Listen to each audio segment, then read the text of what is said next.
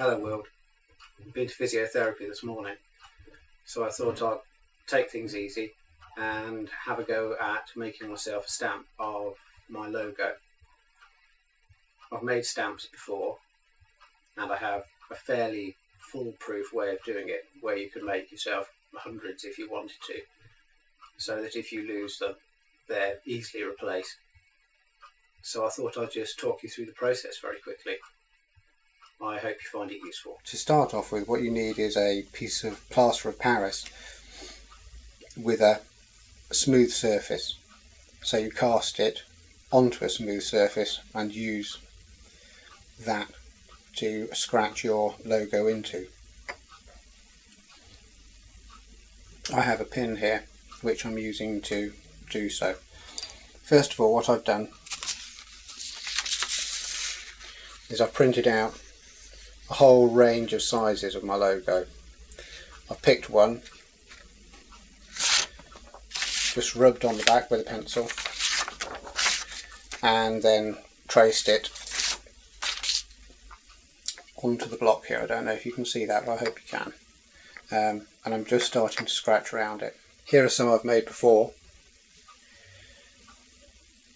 and at this point I'm going to show you some photos of these so that you can see the level of detail that I've got.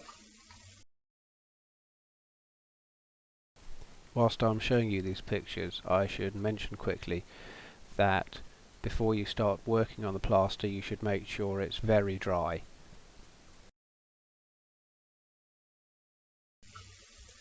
As you're working, if you take a little piece of clay and pop it into the plaster over what you've done so far, you'll be able to test to see how it's coming out. At the end, when you're happy with what you've done, do the same thing again. Take a larger piece of clay,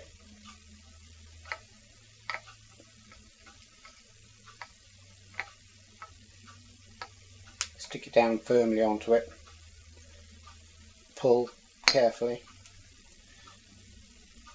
and there you are. You wait for this to dry a bit, trim around, and there you have your stamp. Two quick tips to finish off with. As you scratch out your design, if you mark it quite lightly first, you'll find it's easier going back over it with the needle to get deeper into it.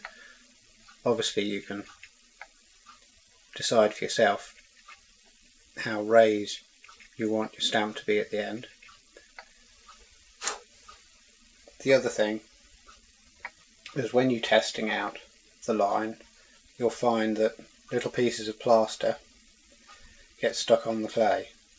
For heaven's sake, throw the clay away when you're done with it. If you recycle it, you'll find little pieces of plaster can cause lots of damage to your pots. I hope you have fun trying.